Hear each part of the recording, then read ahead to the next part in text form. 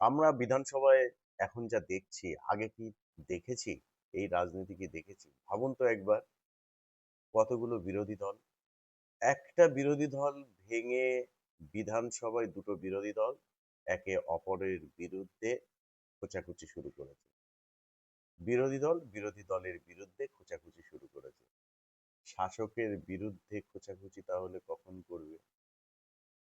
প্রধানমন্ত্রী নরেন্দ্র মোদী যোগ অনুষ্ঠান এবং পশ্চিমবঙ্গ দিবস উপলক্ষে পশ্চিমবঙ্গে এসে প্রশ্ন করেছিলেন, পরিবর্তন কেমন লাগছে?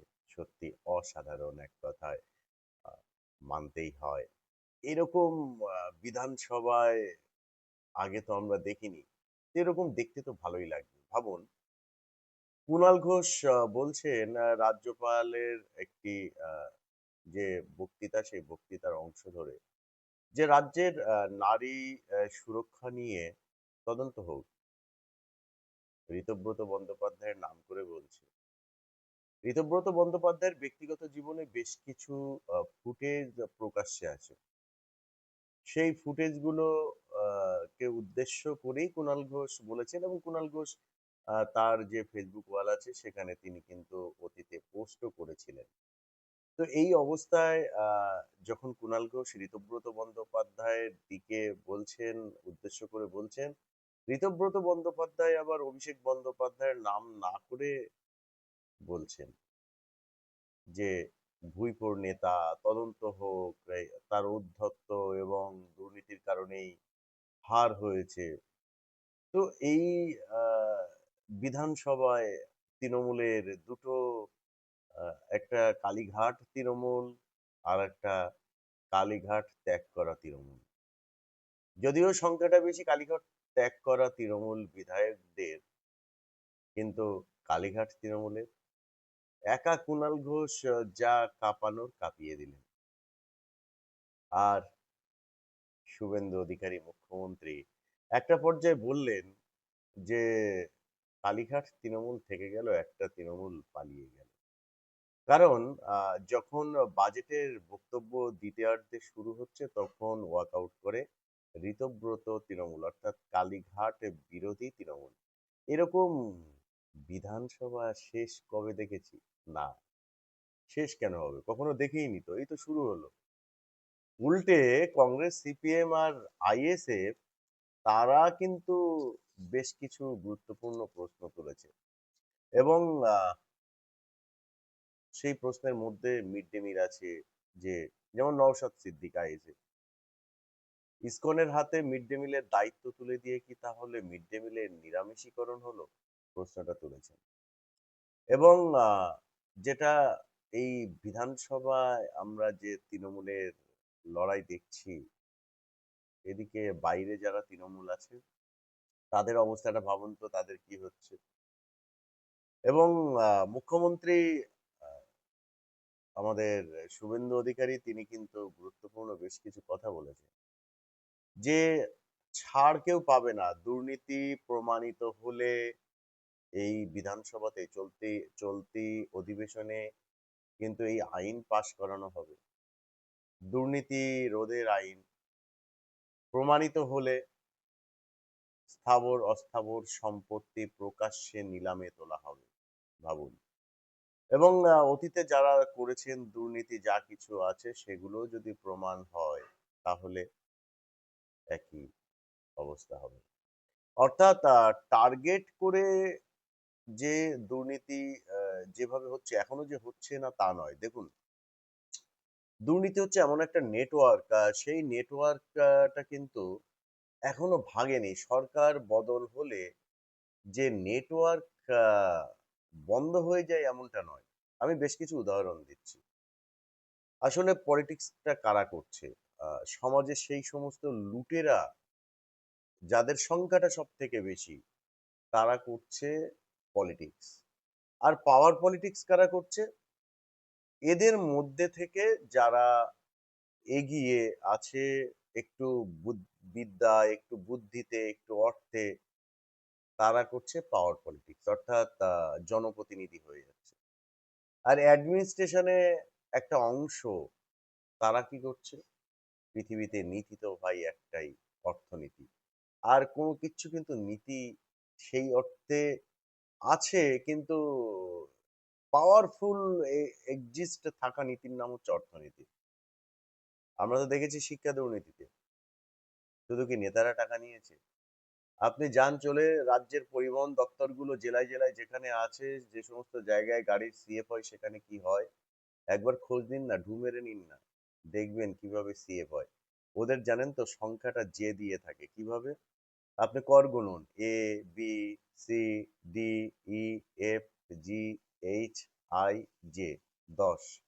জে মানে 10, এবং ওদের কাছে সাংকেতিক চিহ্ন, মানে 1 J, 2 J, 3 J, 4 J, 5 J. ধরুন আপনি একটা গাড়ি সিএফ করাতে যাচ্ছেন, আপনার গাড়ির স্বাস্থ্য বাস্তবে কি আছে তার উপরে দাঁড়িয়ে হবে না। ওখানে যারা টেকনিক্যাল নন টেকনিক্যাল অফিসাররা আছে, তারা রীতিমতো দালাল চক্র দিয়ে কালেক্টর পুষে এই কাজগুলো করে। আপনারা খোঁজ নিন, আমার কাছে কিছু প্রমাণ আছে। আমি একটা প্রমাণ আপাতত দেখাই এই দুর্নীতি রোধে যে কিভাবে কি করা হয় আর কি হয় না। আমি এর উপর একটা স্টিং অপারেশন করেছি, একটা ছবি দেখাচ্ছি দেখুন। ঠিক এরকম ভাবে, জাস্ট একটা ছবি দেখাচ্ছি, এরকম ভাবে কিন্তু কালেকশন হয়। তো এই সরকারি কর্মচারীগুলো তারা কারা? এই সমাজ থেকেই উঠে আসা। দেখুন, একজন টোটো চালক যতই দামি কথা বলুক না কেন আমরা শুনবো না, কিন্তু একজন শিক্ষিত মানুষ, একজন প্রতিষ্ঠিত মানুষ সমাজ ধ্বংসের জন্য খারাপ কথা বললেও আমরা শুনবো, সুন্দর রসিয়ে কষিয়ে বললেই আমরা শুনবো। দেখুন না, আমরা শুনি না? এই দেশটা আদানির কাছে বিক্রি হয়ে গেছে, আম্বানির কাছে বিক্রি হয়ে গেছে। এর আগে আমরা শুনতাম টাটা বিল্ডার কাছে বিক্রি হয়ে গেছে। একটা মুষ্টিমেয় কিছু লোকের কথা বলা হয়, যারা যারা কিন্তু বরাবরই বণিক আর কি। সারা পৃথিবী, ওই যে বললাম নীতি একটাই, অর্থনীতি। তো এই অর্থনীতিতেই চলে। কেন বলা হয় জানেন? কারণ এদের আমাদের দেশের যে সমস্ত উদ্যোগপতি আছে, উৎপাদনকারী সংস্থা আছে, তাদের উৎপাদনটাকে যদি আটকে দেওয়া যায়, রদ করে দেওয়া যায়, তাহলে বিদেশি যে উৎপাদনকারী সংস্থা আছে তাদের পণ্যগুলো আমাদের দেশে ঢুকবে। আর আমাদের দেশে বেশ কিছু সাংসদদের ইনভেস্ট করা হয় এই কাজটাকে সফল করার জন্য। ট্রেড পলিটিক্স বলা হয়। ইকোনমিক্স পলিটিক্স, ট্রেড পলিটিক্স, সবকিছুতেই কিন্তু এরকমটাই আমরা কি দেখি না, তাই তো দেশটা তো বিক্রি হয়ে যাচ্ছে। আচ্ছা, দেশটা বিক্রি হচ্ছে, কিনছে কে বলুন তো? রেল বিক্রি হয়ে যাচ্ছে, কিনছে কে? কে বিক্রি করছে, কিভাবে, রেজিস্ট্রেশনটা কোথায় হচ্ছে, প্রশ্ন করুন না। অনেক আমরা শুনে ওই কান নিয়ে গেছে চিলে এরকম ছুটি। আমি কিন্তু কোনো দলের কথা বলছি না, আমি বলছি ভারতবর্ষের ভোট রাজনীতিতে, মানে দেশটাকে যখন ভাগ হলো, পাওয়ারটাকে যখন হস্তান্তর করা হলো, সেই থেকেই এই সমস্ত চলছে। অনেকে প্রশ্ন করেন যে প্রধানমন্ত্রী বিদেশ যাচ্ছে, এত খরচ কি করতে যায়, কেন বলা হয় জানেন এই কথাগুলো? যাতে করে একটা সরকার সফল না হয়। যখন মনমোহন সিং বিদেশ যেতেন, তখন কিন্তু আমরা পাড়া পাড়ায় শুনতাম ওই আমাদের বামপন্থী নেতারা বলতেন পরমাণু চুক্তি নিয়ে, যাদের বলতেন তারা জানেই না পরমাণু কি জিনিস। একটা ধরুন না, যারা মাধ্যমিক পাশ করেছে তাদের কাছেই ওই সময় জিজ্ঞাসা করুন অণু পরমাণু কাকে বলে। আচ্ছা, এই পরমাণু চুক্তি করে কি হবে? এই পরমাণু দিয়ে আমাদের লাভ হবে না ক্ষতি হবে? কি কি কাজে ব্যবহার করা হয়? বলতে পারবে না। সেখানে গরিব, কৃষক, খেটে খাওয়া মানুষ বিভিন্ন স্তরের, তাদের গিয়ে ওরা পরমাণু চুক্তি বোঝাতো। মনমোহন সিং কেন এতবার বিদেশ যাচ্ছেন, কেন কি করছেন, কত টাকা খরচ, সেই প্রশ্নগুলো কিন্তু পাড়ার লোকেদের সামনে বোঝানো হতো। এখনো তাই হচ্ছে। এখন এই প্রশ্নগুলো সংসদে করার কথা কিন্তু, যে প্রধানমন্ত্রী এতবার বিদেশ গেলেন, আমাদের দেশের লাভ কতটা হলো, এই দেশে গেছেন, প্রশ্নটা ওখানে না করে কি করছে, আমাদেরকে বোঝানো হচ্ছে। এতে করে কি হলো? ধরুন আমাদের স্থানীয় যে সমস্যাগুলো আছে সেই সমস্যাগুলো আর তার যে ব্যর্থতা সেগুলো নিয়ে কিন্তু আর উঠলো না, ধামাচাপা পড়ে গেল। ঠিক এরকম ভাবে এটা হচ্ছে কি বলবো, কৌশল দুর্নীতি। মানে একটু কৌশলী করে আমাদের টুপি পরিয়ে দিল, এটা এক ধরনের দুর্নীতি কিন্তু। তো এই যে মেন্টাল করাপশনটা, এইটা এক ধরনের। এবং এখান থেকে কি হচ্ছে, এখান থেকে অর্থনীতিতে ঢুকছে। তো এরকম ভাবে যারা যা করেছে, আহ শাসক দল, প্রাক্তন শাসক দল তৃণমূলের নেতা কর্মী, তাদের আগামী দিনে এখনো যারা টাকা দিয়ে সেটিং করে নিচ্ছেন, যে না আমার বিরুদ্ধে মামলা করো না, মামলা করতে গেলে কি হচ্ছে, আমার কাছে বেশ কিছু কল রেকর্ড আছে, বেশ কিছু অভিযোগ আছে যেখানে বলা হচ্ছে আমরা থানায় গেছি, যারা 2021-এ 24-এ আক্রান্ত হয়েছে, 2011-তে আক্রান্ত হয়েছে, 19-এ আক্রান্ত হয়েছে, তারা বলছে আমরা থানায় গেছি অভিযোগ করতে, অভিযোগ থানা নিয়ে আধিকারিক বলছে ঠিক আছে আমার কাছে রেখে যান, আমাদের ইনভেস্টিগেশনের প্রয়োজন আছে, পরে আমরা তারপরে এটাকে এফআইআর করা হবে, পরবর্তী পদক্ষেপ করা হবে। এরপরে যিনি গেছেন থানায় অভিযোগ করতে, যার থেকে নেওয়া হয়েছে কিন্তু কোনো স্লিপ দেয়নি, তাকে বলা হচ্ছে ভাই তোমার সাথে কি কি হয়েছিল বলো, তুমি এটা মিটিয়ে নাও, এই নাও টাকা, আর কি কি লাগবে বলো। কেন এরকম হচ্ছে? তাহলে ভাবুন এই নেটওয়ার্কটাকে, মানে কোন একটা ব্যক্তির বিরুদ্ধে, যাদের বিরুদ্ধে মামলা হচ্ছে তৃণমূলের, তাদের বিরুদ্ধে যাতে মামলা না হয় তার জন্য টাকাটা ইনভেস্ট হচ্ছে। বর্তমান যারা বলছেন অভিযোগকারী, তারা বলছেন বর্তমান শাসক দল বিজেপিরও অনেকেই এর সঙ্গে জড়িত। মানে এই যে দুর্নীতির যে নেটওয়ার্ক, এখানে আসলে লুটেরাদের না কোনো দল হয় না। ওই যেমন দুষ্কৃতীদের কোনো ধর্ম হয় না, ঠিক তেমনি লুটেরাদের না কোনো দল হয় না। যখন যে দল লুটেরা, ঠিক সেই দলের জার্সি পরে লুট করতে নেমে পড়ে ময়দানে। এটাই ফ্যাক্ট। সেই জায়গায় দাঁড়িয়ে বলা হচ্ছে কি একটা আইন তৈরি করা হবে, যারা এই ধরনের দুর্নীতি করেছে, লুট করেছে, তাদের সম্পত্তি স্থাবর অস্থাবর সেগুলো উম, নিলাম হবে প্রকাশ্যে। দেখা যাক কি হয়। এখন ততদিনে তো অনেক রকম অর্থনীতি, যাদের কাছে যা ছিল সেগুলো একটু ডিস্ট্রিবিউট হবে, এটা একটা ভালো দিক কিন্তু। ধরুন আমার কাছে, আমি ওই যে যারা বলে যে দেশটাকে পরিচালনা করছে বেশ কিছু পুঁজিপতি, তো যে নেতাদের কাছে পুঁজিগুলো আছে সেই নেতাদের এখন পুঁজি ডিস্ট্রিবিউট করতে হচ্ছে, পুঁজি ডিস্ট্রিবিউট হচ্ছে। এটা একটা ভালো দিক। পুঁজি যত ডিস্ট্রিবিউট হবে ততই তো ভালো, না? এখন এরকম বিধানসভা, এরকম রাজনীতি আমরা কি দেখেছি? নরেন্দ্র মোদী প্রশ্নটা সিরিয়াস প্রশ্ন, বেশ সুন্দর করে গেছেন, আর আমরা উপভোগ করছি। কিন্তু লুটেরা ঢেকে স্বর্গে গেলেও ধান ভানে। লুটেরা সিপিএম এ থাকলেও যে নেটওয়ার্কটা আমি যেটা বললাম একটু আগে, আমি একটা দপ্তরের কথা বললাম, পরিবহন দপ্তর, জমি দপ্তর, যে কোনো দপ্তরে যাবেন সব জায়গায় একই অবস্থা। এই যে ধরুন আমরা এখন অনেকেই সমস্যায় পড়ে গেছি কিন্তু সরকারের ভাতা এই সমস্ত নিয়ে।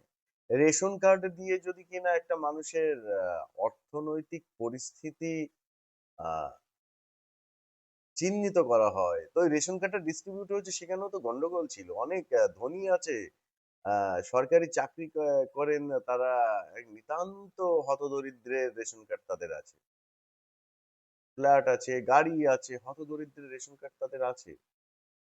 সাংবাদিক অনেকেরই আছে আমার পরিচিত, যারা বেশ নানা রকম কায়দা কানুন করে, মানে এই লুটেরা সিন্ডিকেটের, তারা সংবাদ মাধ্যমের হলেও তারা কিন্তু লুটেরা সিন্ডিকেটের, তারাও এখানে আছে, তারা ঢুকে তারাও একই কাজ করেছে। আমি জানি বলেই বলছি কথাটা, নাম করছি না, কাউকে মেলাইন করার আমার উদ্দেশ্য না, সিস্টেমটা নিয়ে আলোচনা করছি, বিশ্লেষণ করছি, তাই বললাম। তো এই যদি আমাদের পরিস্থিতি হয়, ভাবুন তো কোথায় দাঁড়িয়ে। দেখুন যারা সিপিএম করে, যারা তৃণমূল করে, যারা বিজেপি করে, তারা কংগ্রেস করে, তাদের কোনো সময়ে আপনার থেকে দলগুলো সুবিধা নেবে। আপনার সমস্যার সময় কোনো দল পাশে এসে আজ অব্দি দাঁড়ায়নি, দাঁড়াবে না। প্রয়োজন আপনাকে নিয়ে রাজনীতিটা করবে। আপনি আক্রান্ত হলেন মানেই আপনি একটা বেশ দারুণ রাজনীতির হাতিয়ার হয়ে গেলেন। আপনাকে নিয়ে পলিটিক্স তো হবেই। কারণ আপনি আক্রান্ত। তো আ এই পলিটিক্সটা আগেও ছিল, এখনো আছে, আগামীতেও থাকবে। কারণ যারা করে ওই যে বললাম লুটেরাদের দখলে। একদল মানুষ আছেন যারা বেশ সুন্দর করে বলছেন যে, "না, এটা কি হচ্ছে? এটা ঠিক হচ্ছে না। এটা এরকম সেরকম।" নামুন না পলিটিক্সে। সমাজ মাধ্যমে বিপ্লব না করে, চায়ের দোকানে বিপ্লব না করে, আলোচনার টেবিলে বিপ্লব না করে, সমাজটাকে শোধরাতে প্রশ্ন না তুলে আসুন বদলান। সেটা কিন্তু আমরা কেউ বদলাই না। তখন খুব সতর্ক আমরা। আমি একটু আগে বলছিলাম যে আমাদের কেউ কিন্তু কোনো রাজনৈতিক দল বাঁচাতে আসবে না। আমাদের সাফারার করতে হবে। আর সিস্টেম যত বেশি দুর্নীতিগ্রস্ত হবে, তার ফল ওই নেতার ছেলে থেকে শুরু করে হতদরিদ্র এক পরিবারের সন্তানকে, পরবর্তী প্রজন্মকে, ছেলেকে, মেয়েকে, সবাইকে কিন্তু ভোগ করতে হবে একই ফল। সূর্য তাপ যতই প্রখর হবে, যতই এখন হচ্ছে গরম, গরম কিন্তু গরিবকেও পেতে হচ্ছে, বড়লোককেও পেতে হচ্ছে। পার্থক্য একটা। গরিব বেশ কষ্টে সৃষ্টে আছেন, খালি গায়ে, হাত পাকা দিয়ে বাতাস খাচ্ছেন, হাওয়া খাচ্ছেন। বিভিন্ন রকম বাগানে গাছে হাওয়া-টাওয়ায় খাচ্ছেন। আর ধনী এসি ঘরে। বিদ্যুৎ চলে গেলে কি হবে? সবকিছু শক্তির কিন্তু কোনো একটা জায়গায় গিয়ে সারাক্ষণ আপনি বহন করতে পারবেন এমন নয়। সবসময় আপনার কাছে শক্তিকে ধরে রাখতে পারবেন এমন নয়। শক্তি পড়ে গেলে কি হবে তখন? এখন দেখছেন তো তৃণমূলের যত বাঘ ছিল, এরা তো কার্যত ইঁদুর বললেও ইঁদুরকে অসম্মান করা হবে। ছুঁচো যারা রাতের বেলায় নর্দমায় ঘুরে বেড়ায়। দিনের বেলায় বেশ সুযোগ বুঝে অন্ধকার থেকে খাবারের মধ্যে সুরসুর করে ঢুকে যায়। এরা বেসিক্যালি এরকমই ছিল। কিচ্ছু সামলাতে পারছে না। ওই কেশর-টেশর লাগিয়ে ক্ষমতায় ছিল বলে একটা মমতা ব্যানার্জিকে দেখিয়ে এরা বাঘ সিংহ হয়ে গেছিল ডোরা কেটে কেশর লাগিয়ে। কিচ্ছু না, ক্ষমতা চলে গেল। সিপিএম কে দেখুন না। যাই হোক, এখন প্রশ্ন একটাই করে গেছেন দেশের প্রধানমন্ত্রী বাংলায় এসে। পরিবর্তন কেমন লাগছে? আপনারা কি মনে করেন? কেমন লাগছে এই পরিবর্তন? কমেন্টস করে জানান।